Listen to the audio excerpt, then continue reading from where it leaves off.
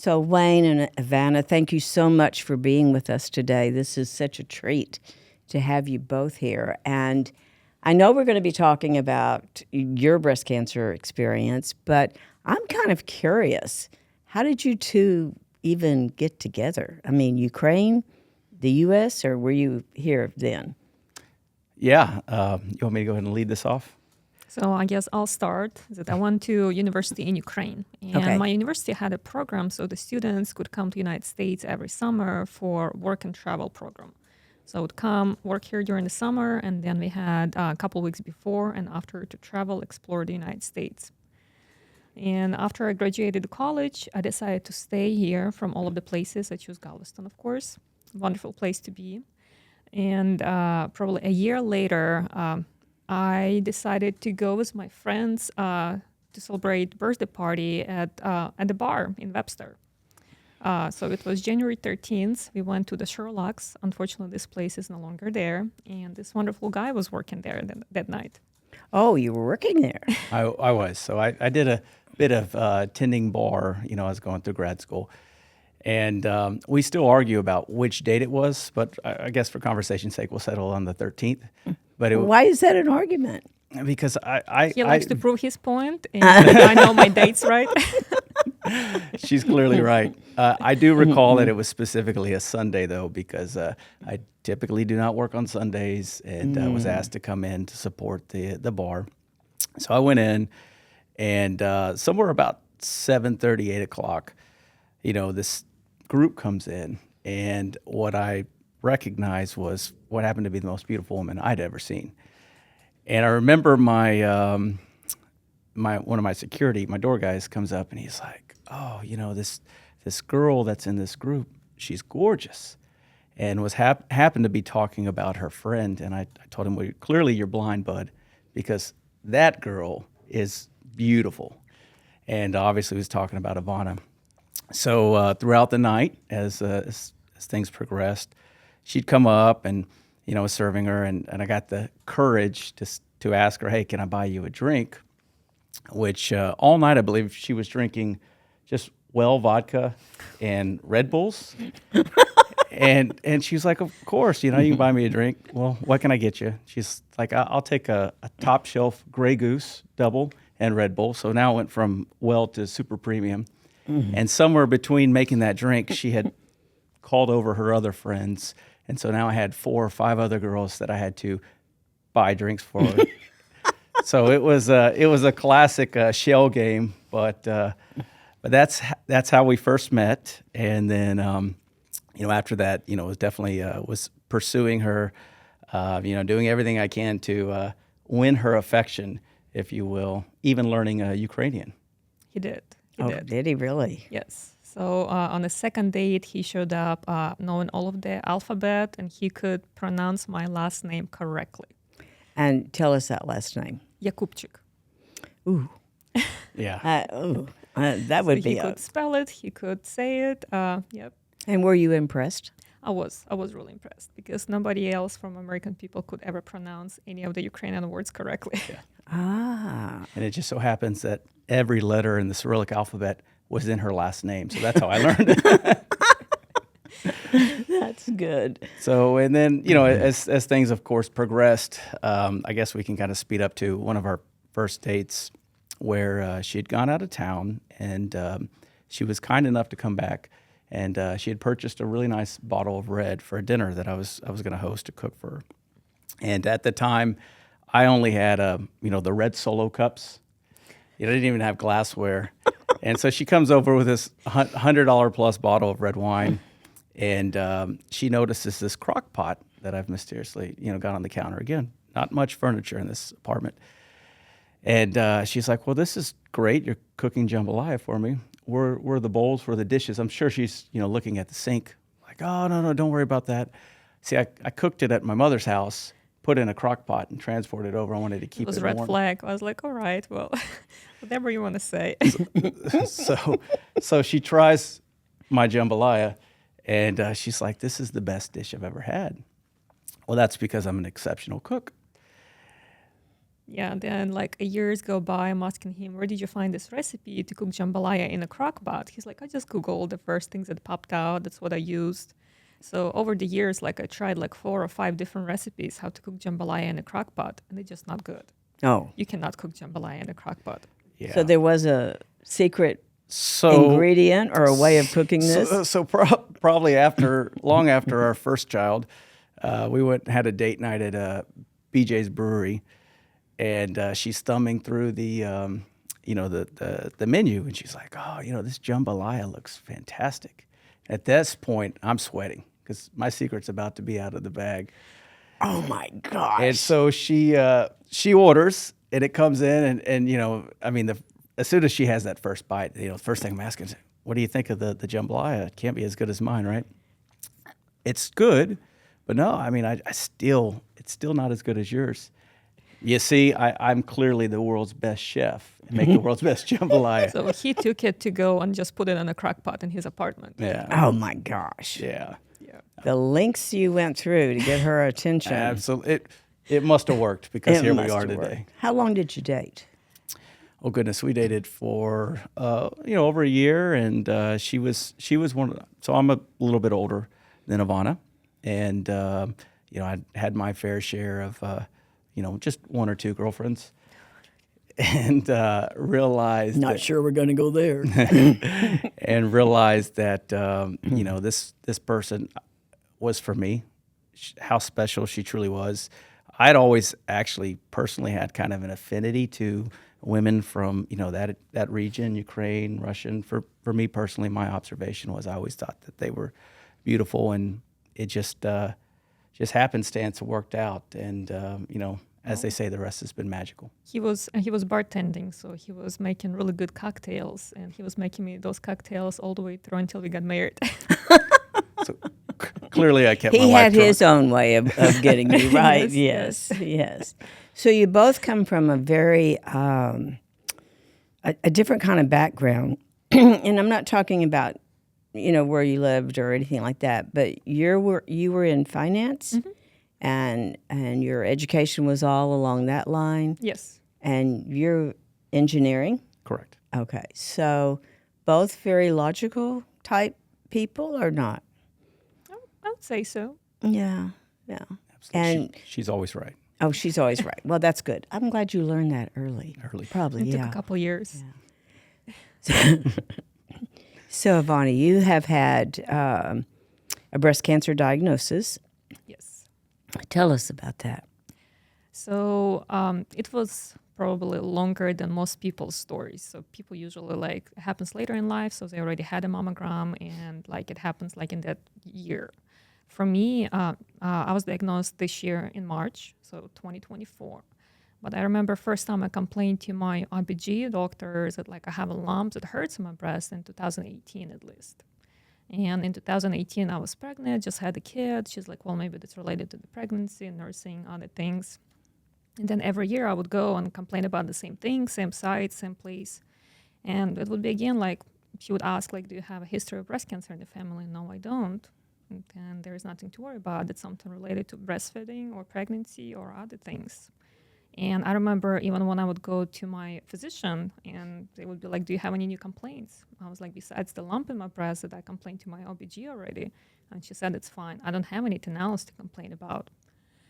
So the years went by, and this year, like I had the kid in 2021 as well. So I was pregnant, breastfeeding again. They did not look at any symptoms again. And I guess in January, we were planning for another pregnancy. So I went to see my OBG again. I was like, well, I'm not pregnant. I'm not nursing for a year now. Like, and that lump is still there. Like, and I think it's growing. So it was the first year when she looked at that and she was like, did you lose any weight? Maybe just showing up more. I was like, no, like if anything, I gained a couple pounds. So she referred me for a mammogram. And because I have a dense breast, things like that tend to hide more what I discovered. And during the mammogram process, they looked at me and said, most likely everything fine. There was some calcifications, and the lymph node, one of the lymph nodes was inflamed. So they're like, well, just to be sure, we can get the biopsy done, but most likely everything's fine. And luckily, I do have insurance, but the deductible on insurance is still high. So they saying probably everything fine. I'm getting the estimate for my biopsy, and that probably I don't need. That's what I'm thinking, like 3,200. I was like, do I really want to pay 3,200 for them to tell me that I'm fine? But I decided to do it. I was like, if my car would need a part or something else for 3,200, I would do it without even thinking about it. So I need to think about my health same way. So I went for the biopsy, and even during that time, the physician was saying, like, I don't see anything wrong. You just have dense breast. Everything should be fine. And they told me, we're going to call you into the doctor's office when we have results. Probably it's going to be in about a week or two. Like, it might take a little bit longer for the results to arrive. And 2 days later, I'm getting a phone call, March 7th. I was in the office, and they saying, like, we have your results from the biopsy. And I'm thinking to myself, that's a little too early. I'm like, they said it's going to take about 2 weeks for the results to arrive. And I'm in my head, I'm like, well, if they're not calling me into the doctor's office, probably everything's fine. So I'm listening, not expecting the results, of course, and they're like telling me the results are positive. And like, I just cannot hear anything. I have this ringing in my ears. Like, I cannot hear the word what they're saying at that point. All I remember is that it's positive. They're saying something about level 3, so grade 3. It's not stage 3, but I'm thinking in my head it's stage 3. It's bad. I'm dying. Oh, yeah. So I finished the conversation, and they're like, well, write it down, the phone number, so you need to call a doctor for the referral, breast surgeon. I'm writing the number down, and I'm asking, how soon do I need to call? And they tell me, the sooner the better, while you still have options. Oh, my gosh. And like, I just lost it. Oh, of course. Of course. How old were you then? 33. 33. So at that point, like, I don't know what to do. I just closed my computer. Canceled my meetings first for the rest of the day. Closed my computer and went home. Called this guy on the way. That's how we find out. What did you think when she called you? So, You knew couple- what she was doing. You knew. yeah, and Okay, yeah. you know, we knew kind of where we were at. I think you got to step back a couple of things, at least from my perspective. I don't necessarily know if the physician. I don't want to say the physician was ever dismissive, right? I think the physician and her doctor has kind of delivered all of our children, and it's been a wonderful doctor practitioner. I think it was just one of those things. She was younger and probably just didn't correlate the two together. But kudos to Ivanna for fighting her body, knowing her body, and keeping pushing and pushing. One of the things that and she's above everything that she's phenomenal at or does. She's an exceptional mother, and we got 3 young boys, and we were actually we had been diagnosed with a miscarriage in October, and that was really hard because we were very excited about bringing our 4th in, and I think as you were going through all that, you were trying to get some of your hormone levels back to level, and so in that process, she was going back and seeing her care physician, and was bringing that up, and had mentioned, hey, everything I told you previously, it's kind of, I feel like it's metastasized or gotten bigger, again, fighting for, pushing for a biopsy. And so, interestingly enough, it's funny how things mysteriously work, right? I mean, not that there's any silver lining to losing a child or having a bad pregnancy, but because of that, in a lot of ways, she was able to get in front of her practitioner sooner and kind of push and get diagnosed, right? This is a woman that I recall we were, a few years back. She had taken the boys to do something, and she had smashed her finger in the car door.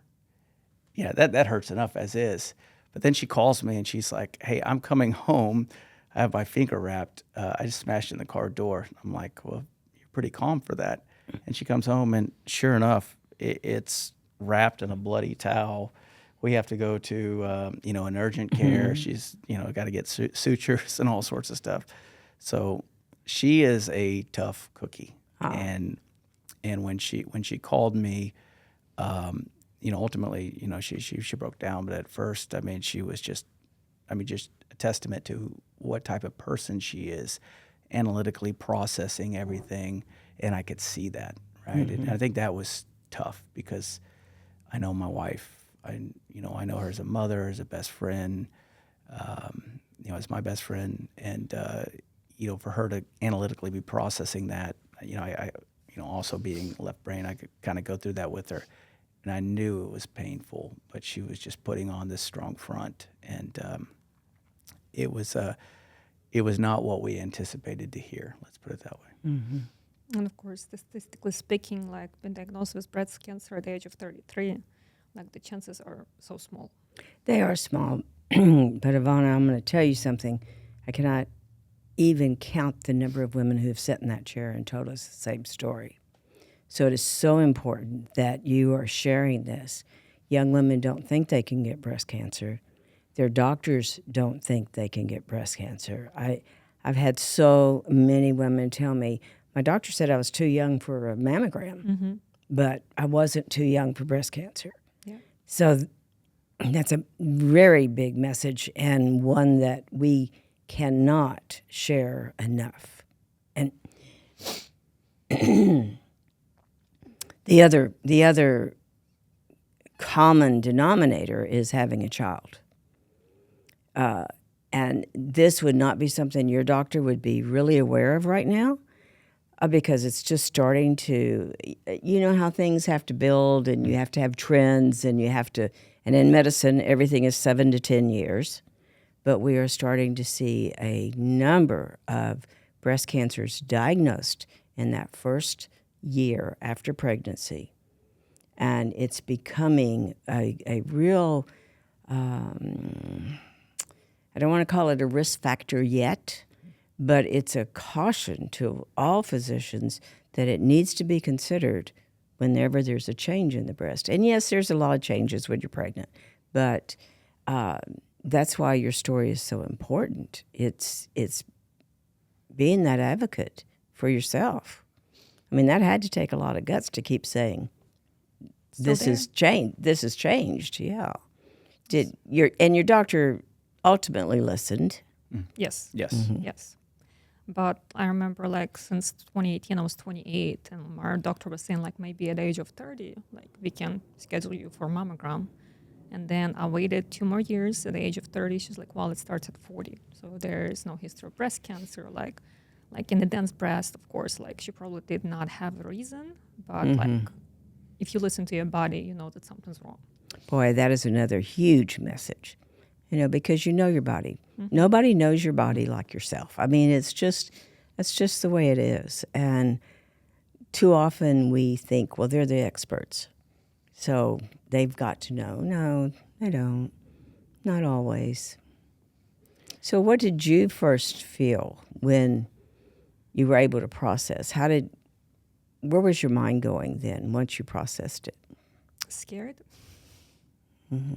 Well, I guess at that point, I just had to listen to the doctors and tell me and do what they tell me. Because there was no other options. No.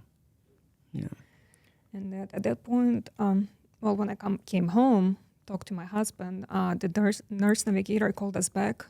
And at that point, I could process the information a little bit better. So she explained everything, what the biopsy came back with, that it was a ductal carcinoma in situ. It was not a stage 3, it's a grade 3. That's a different things. So I guess more information I got, the easier it was for me to process. Right. And what was your treatment?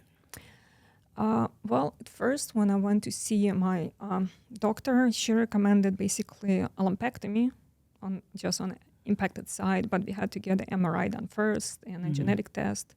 Genetic test came back negative. So she said, I don't need to have double mastectomy, but if it's lumpectomy or mastectomy on my left side, we're still gonna have to see on MRI. So MRI came back showing that there is cancer cells in the 70% of my breast. So lumpectomy wasn't an option. Mm-hmm. And we did go with double mastectomy, and I couldn't decide till probably a day before the surgery. Oh. That's a tough decision. It is.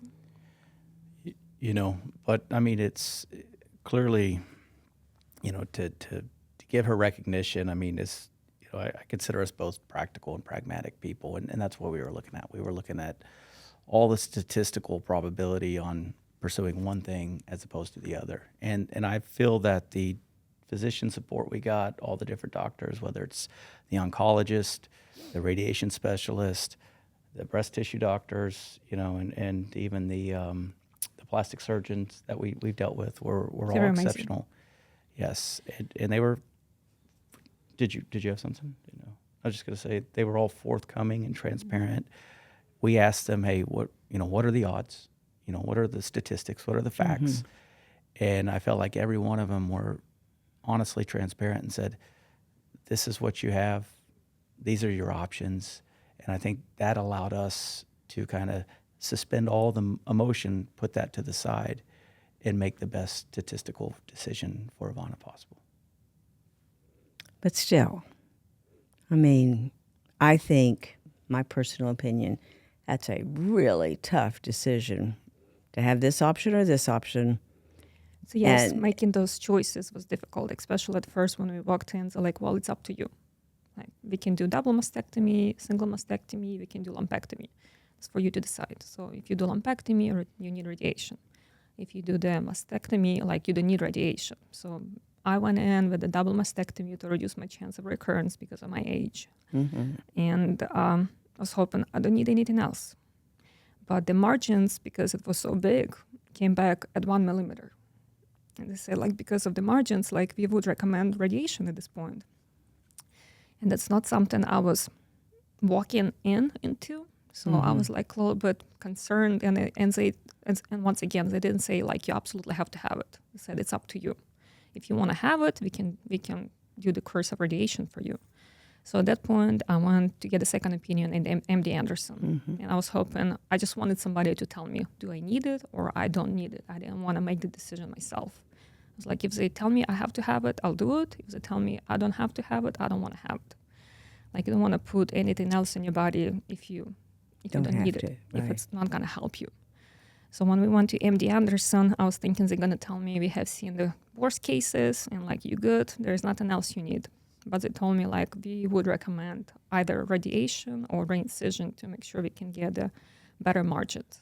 So we went, like, I chose the option of the second surgery, of course, because it seems a little bit less time consuming. It's a 1-day surgery and then the recovery time. So that's what happened in August, end of August. And the margins came back good. There is no more cancer cells. And I was really happy for someone to tell me that I don't need radiation at that point. Right. I think that's so reasonable. Sometimes I wonder, and I understand all the reasons. I've been doing this a long, long time.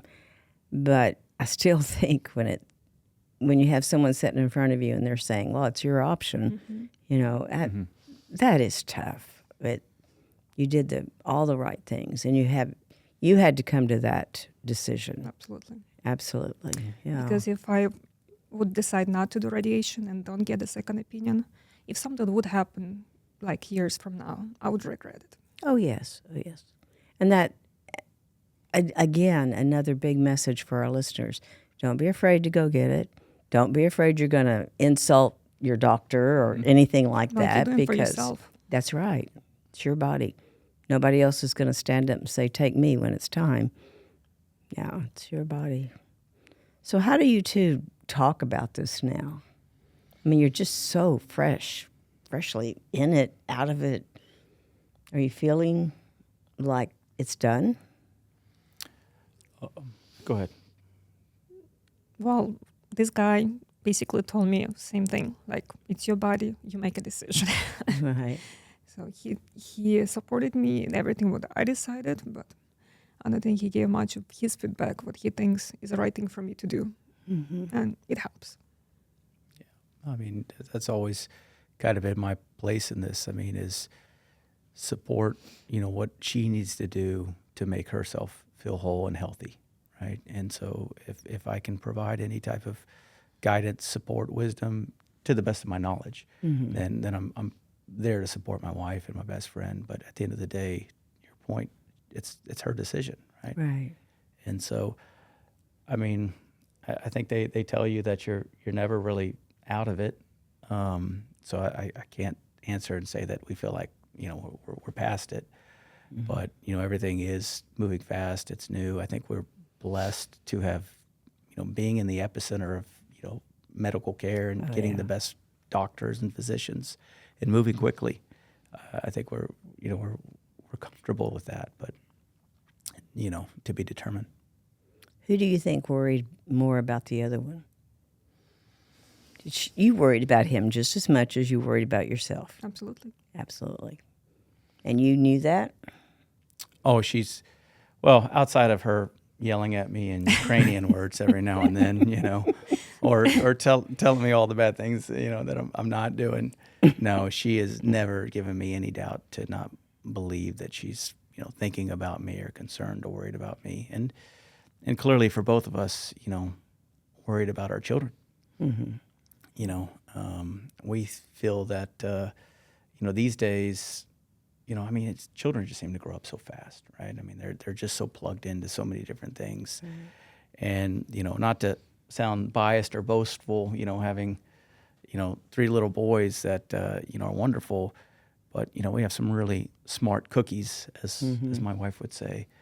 And sometimes we just want them to not be immersed in everything, to not be knowledgeable of everything, and kind of sheltering, protecting them. I think was But tough. they know. I think our oldest knows. We did not sit down to talk to them about cancer and all of this. We just told them that they're going to have a surgery and I'll be fine better, but they're going to have to help me. Like I cannot carry them anymore and other things like that. So even now they're still asking, are you better? And that's okay. That's okay. At some point when they realize, they'll look back and think, oh, yeah, that's what Mom was going through. Absolutely. You got the little ones wanting Mommy to pick them up. Oh, and, yeah. She's fortunately not able to. So, Wayne, Yes, ma'am. you couldn't fix this. Did you ever feel frustrated because you couldn't fix it? All the time. Because, that's what I do, in my industry, right? I'm providing solutions to problems. Maybe not as much these days in the sense of kind of more of a managerial leadership, but I'm fixing different problems, Right. Right. So there's an inadequacy, if you will, of wanting to just, for lack of a better term, visually scoop your wife in your arms and tell her it's going to be okay. We're going to get through this tomorrow. It's going to be resolved. But you did tell her that. I did tell her. Yeah, of course. I did tell her that. You have to. Absolutely. Yeah. That is what I hear from spouses so often. I couldn't fix it, and I was frustrated, and Sure. yeah. Well, and then she physically had to do the same for me. Oh, yes. That was a funny story. So my surgery was on April 22nd. And I was thinking, as soon as I can, we want to go on vacation. So as soon as the school was over, even 2 days before, I remember May 25th, the Friday, we were supposed to pack our stuff and go on a road trip to Zion, Yellowstone, and Colorado. Everybody was so excited about it. And this guy, May 21st, going for eye checkup because he had some floaters and things like that. So he's calling me from the doctor's office that he has to have emergency surgery on his eye. He had detached retina. Oh my gosh. Yes. So my surgery was April 22nd and his was May 22nd. Yeah, so exactly a month later. So May 21st, we're sitting in the doctor's office and they're explaining how the surgery will go, that he's going to have this bubble of gas in his eye and he needs to lay down face down, cannot fly, cannot go to the high elevation, no mountains for us. And he needs to basically be laying down face down like this 20 hours a day Like he can just get up and go use a restroom like for like 2 Oh weeks. my gosh. And then he cannot fly or do anything like that for until August. So the summer plans are canceled. And I'm sitting there like a month after the surgery, and my doctor tells me that I need to sleep on a bed elevated, like with my upper back up, and he needs to sleep face down. Like he cannot pick it up anything heavy. I cannot pick it up anything heavy. I was like, we are a wonderful couple. Oh my gosh. Yeah. Oh. I had gone into the weekend and lost and recognized that 5% of my field of vision, I'd started developing a blind spot. And between Friday and Monday, I'd gone from 5% to 70% of my field of vision was lost. Oh, how scary. And so anyway, I went in, saw a retinal specialist, and within, a minute less, they're like, yeah, your retina's detaching. You have to go get emergency surgery. And I said, well, time out. I'm here for steroid drops and eye drops. That's all I'm here for. I'm not here for surgery. So it was quick and fast. But she was definitely in my corner, basically a month after her stuff. But how do you stay on your face 20 hours a day? I mean, how did you There's do these that? pillows on Amazon, like kind of like with the hole, or basically if you imagine the massage table, that's only one way, like you can comfortably do it. Even like sitting at the table, like you would put this pillow down on the table and just lay down like this. Burned through a lot of audiobooks, I'll tell you that I much. bet you did. So I got a lot of jokes, how are the optics of things? Do you see yourself getting better? Got a lot of those. Yeah. Oh. So we are a perfect couple in that regard. Yes, yes. Well, it sounds like you both had quite a journey. Sure. And I know that you are on your way back to full mending, full recovery. Of course, you're going to stay vigilant. Absolutely. Absolutely. So what would you tell a young woman who finds something in her breast? Well, definitely advocate for your health. Get a mammogram. If your doctor doesn't refer you to get a mammogram, get a second opinion. Mm-hmm. Definitely. And one of the things that I learned through this process, I did not realize that I was never tested for the vitamin D. And vitamin D levels are so important. And it was low for me, I assume, my whole life, because that's how I was feeling. And by taking supplements and doing the right things, like just take care of your body. Get Good all advice. of the tests, stay active, eat healthy. And we went through all of this stuff, reading about breast cancer, because it wasn't hormonal for me, it was environmental, about the cookware, the plasticware, and all of those things that's better not to use it in your everyday life. Deodorants, and you can go on and on and on, just make the healthy choices in your life. Right. And what do you have for a husband who's having to walk through this with their wife? Listen, I second what she's saying. I mean, we've completely changed our lifestyle. We've, no paraben deodorants, and I mean, we're not using any nonstick cookware. Everything's stainless. So, for any dad chefs out there, you're gonna have to learn to recook on stainless steel cookware, because that's different. We burned a stove or two already. Oh, I bet he has. Yes. Oh yes. So, but I think you adjust, you adapt.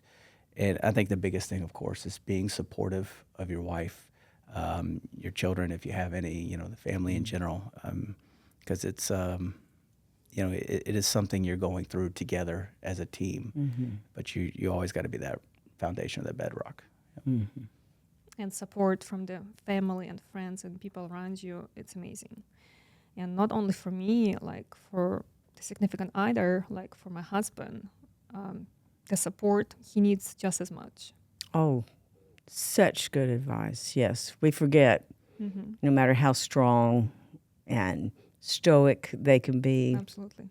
they get scared too. Yeah. So we've realized through all this that mental and emotional health is just as important as physical health. In a lot of ways. Yes. Oh my gosh, you have given our listeners so many good tips, and thank you so much for sharing your story and being so open. It's not easy. Not easy to talk about some of these things. I feel like it's getting easier with the time. Good. I'm still new to this, and I was thinking like I'm gonna go to the breast cancer survivor group. We're gonna talk about it, and I realized I'm not ready for this yet. Like at work, we had a work event, and there was so many people with the cancer, and like everybody's emotions just impact you as well. And I Oh, was yes. like, one-on-one, it was very helpful to talk with the people, like about their stuff, what they went through, my stuff, what I went through. But in a bigger groups, it's I'm still getting very emotional. Right. And that's okay. See, you are really in tune with yourself and your body and know when that boundary needs to be put up. And that's a lesson all of us could learn. Because you can get toxic people, or you can get that time when you just feel like it's too much. And I would like to say on behalf of my wife and I, thank you for having us as guests Oh, of and course. allowing us to both share our story. I would say one of the biggest motivators for all this was, to your point, is people want to hear different experiences, and I've just been so fascinated by how embracive the community, friends, have been through all this. Someone either is directly influenced, indirectly influenced, or just empathetically want to help. And that's what we want to do. We want to give back and help. Oh, that's so special and so important, and such a big part of living these days. Yes. We need each other. Absolutely. Yeah. Well, thank you again. And for having I'm us. sure we're going to have you back because I know you're going to learn more in these next few months and have more to share. Thank you. You're very welcome.